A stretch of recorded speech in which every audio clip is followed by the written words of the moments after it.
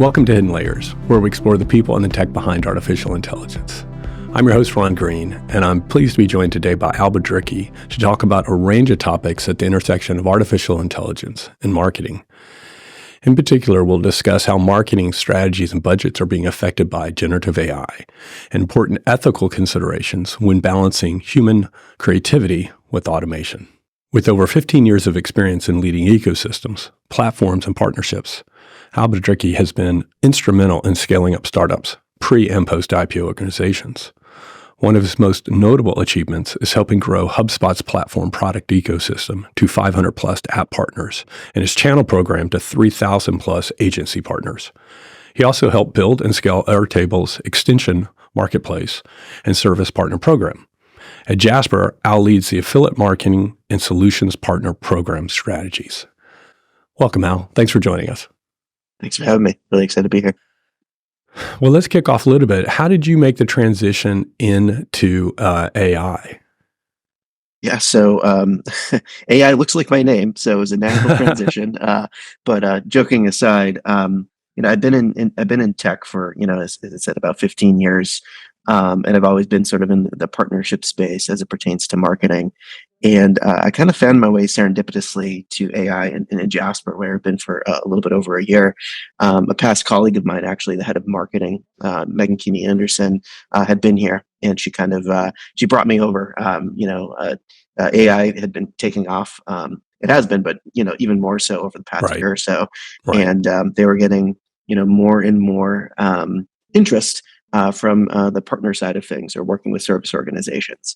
So I spent a number of years building that at different tech companies, and there was a there with how to partner with these organizations.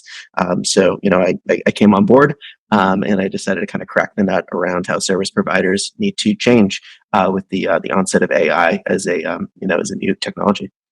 Well, it's perfect timing. I think everybody's going to be impacted and working in AI one way or another soon.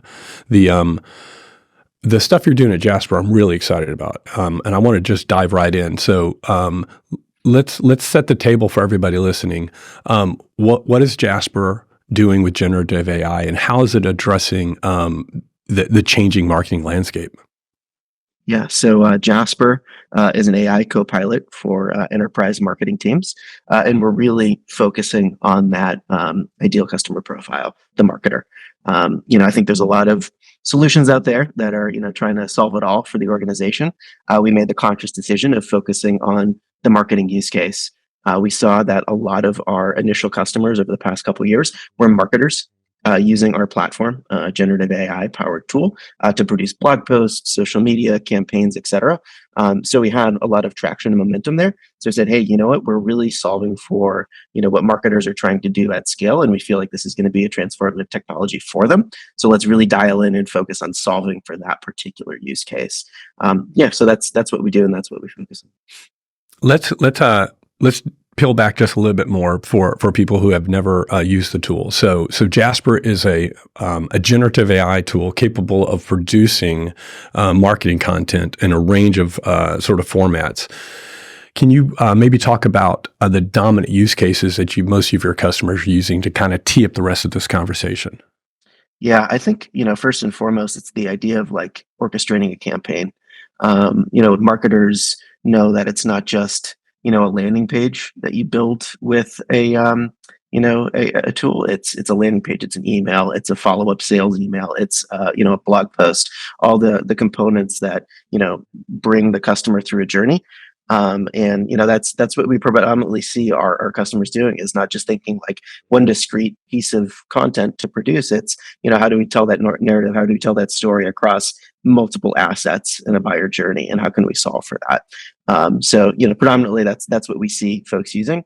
One other really key component too is, because we are focusing on the marketer and the marketing use case, they care about brand tone, voice, making sure that the content sounds like the organization wants to.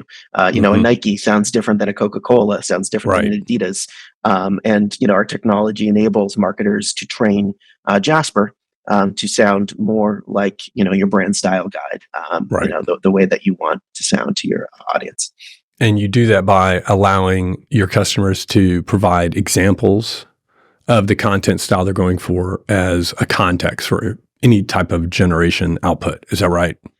Yeah, exactly. Like you can pull in a URL, and we typically recommend, like, if you've got a pretty prolific blog, use that, because generally that has an external way that you speak to your audience. But if you have a brand style guide that you've, spent a lot of time developing, that's probably the most valuable thing that you could train Jasper on, because it has all the rules, the terminology, the tone, and those details. And that's how you can get the most comprehensive understanding. Yeah. Okay. Okay.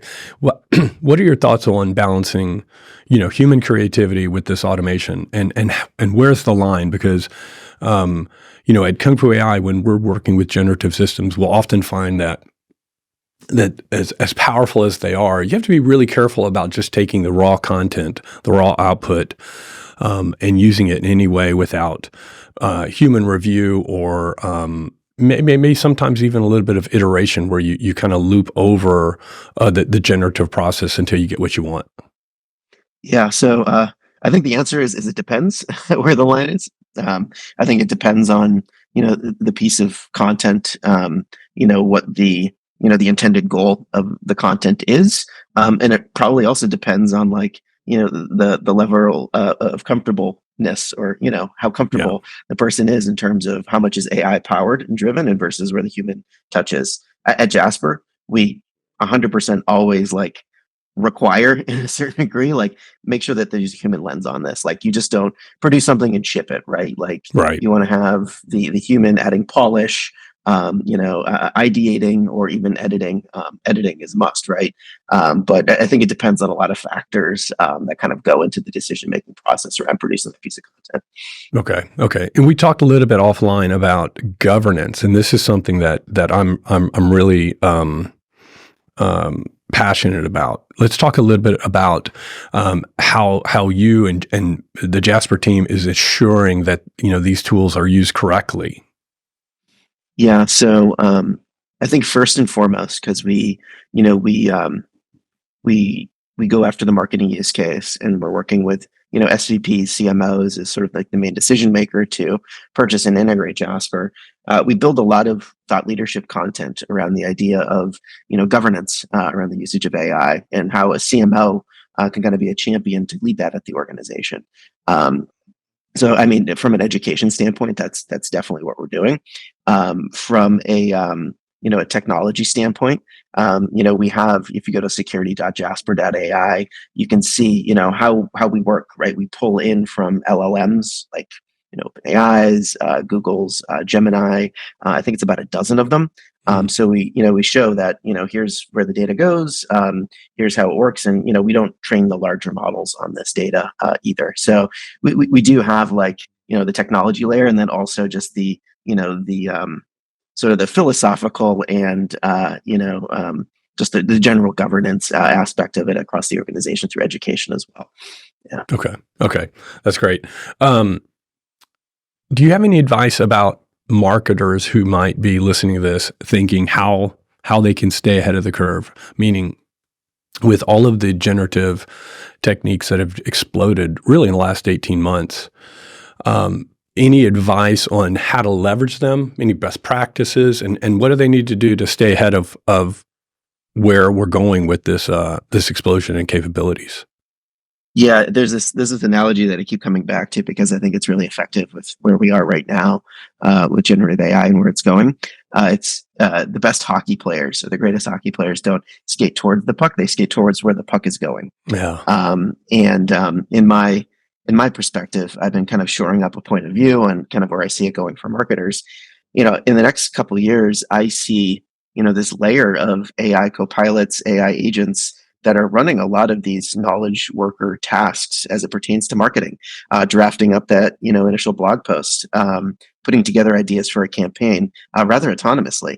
Hmm. So kind of thinking, like, how does my role as a marketer change when I have these autonomous, AI powered agents doing a lot of, the knowledge work that I might have done manually, or my team might have done manually on a normal basis?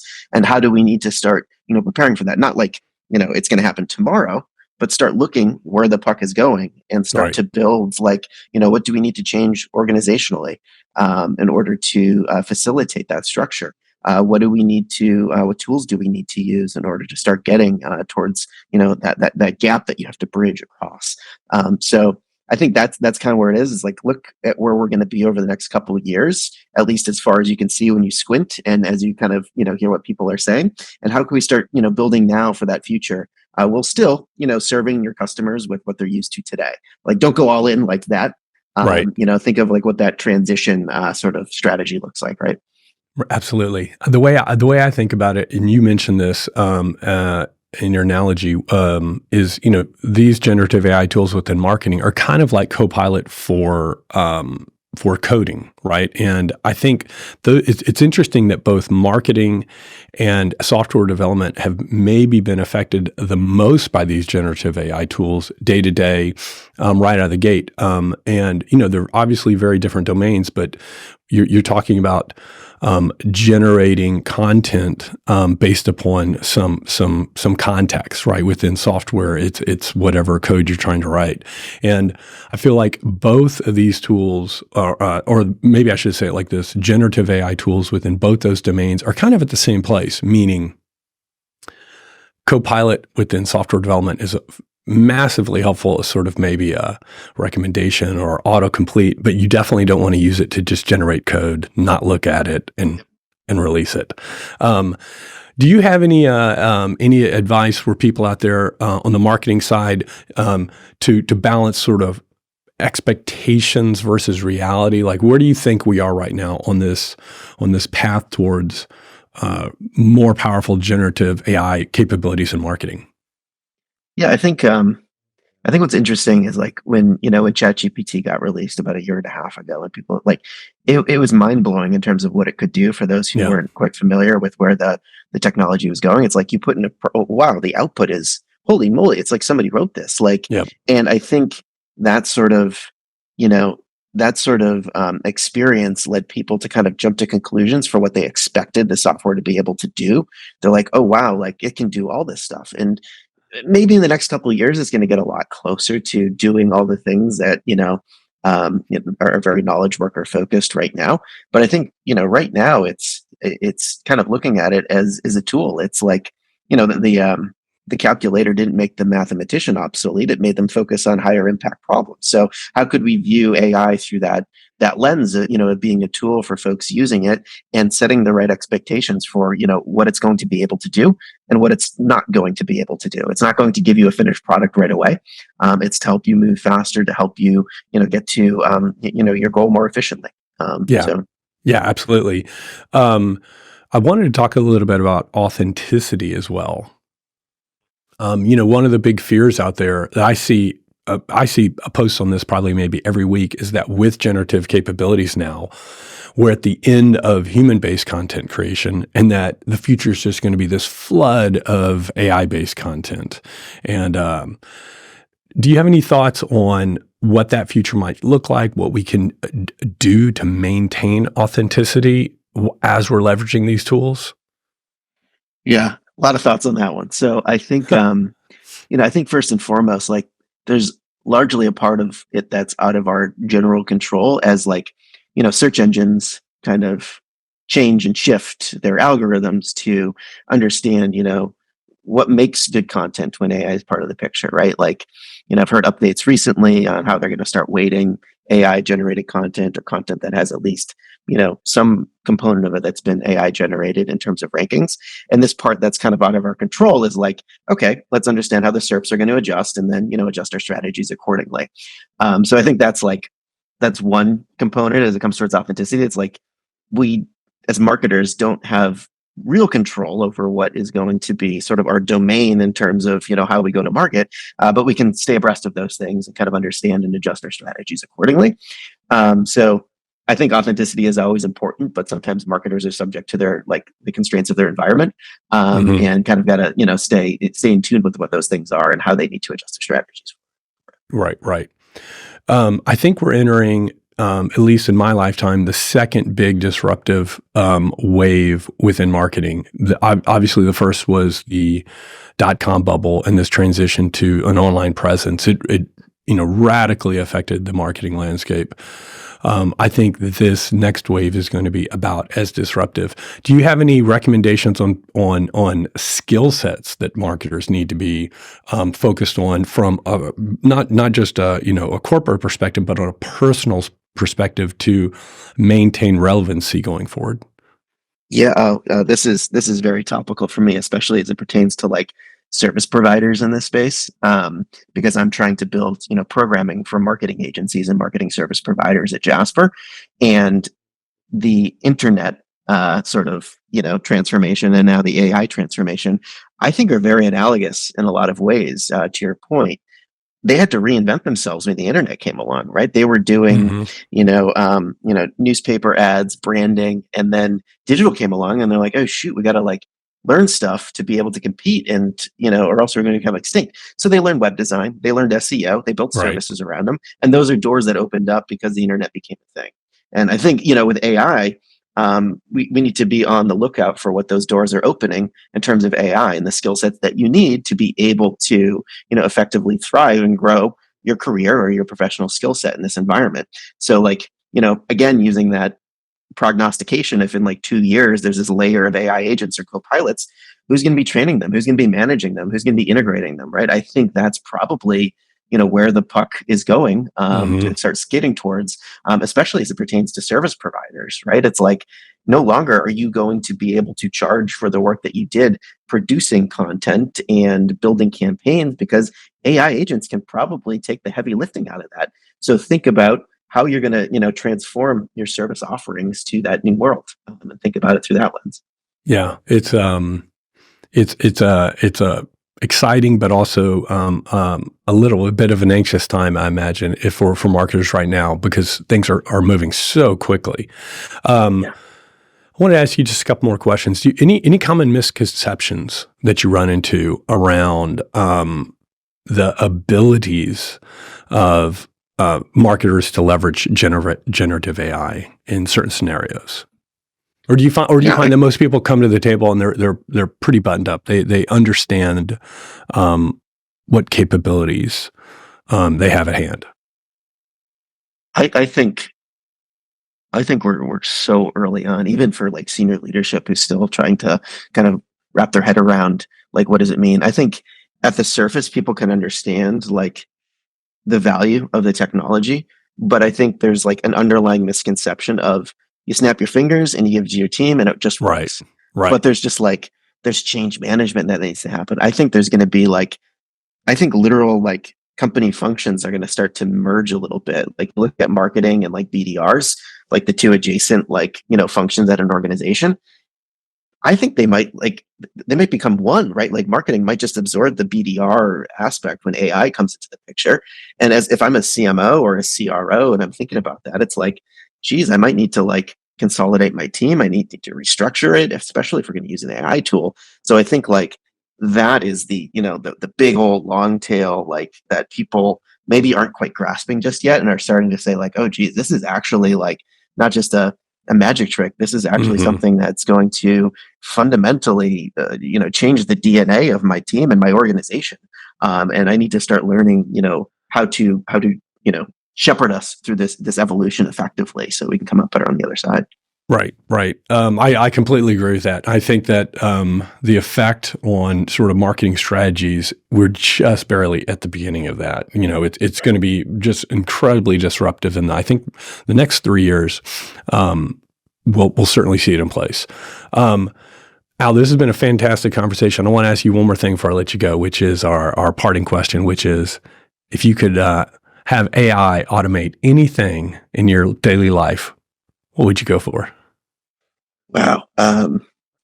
So the first thing that it can do that I was just very like grateful for was like helping me write a press release. As a marketer, like I just hate writing press releases. And Yeah. then I had to be like, oh, I can use AI to do the first, and like that just gave me so much joy. But oh man, automate something in my daily life. You know what it would be? It would be food planning for the week. So we have a second kid on the way coming in April pretty soon. And we have a toddler right now. And I can't tell you how much time is spent like food prepping and planning, Yeah. and just doing that. So I actually might just go and try to figure out how to build that thing because it Yeah. probably can. I need to kind of figure out how that can work because it just sucks up so much time. Well, with two young children, you need all the help you can get. Exactly. Well, good luck in April. That's exciting, and thank you for joining us this morning. This was a fantastic conversation. I really appreciate it, Al. You got it. Thanks for having me. It's great. Thank you for listening to Hidden Layers. This series is hosted by Kung Fu AI, a management consulting and engineering firm focused exclusively on artificial intelligence. If you have any questions or thoughts about today's episode, or if you know someone we should feature, please visit us at kungfu.ai.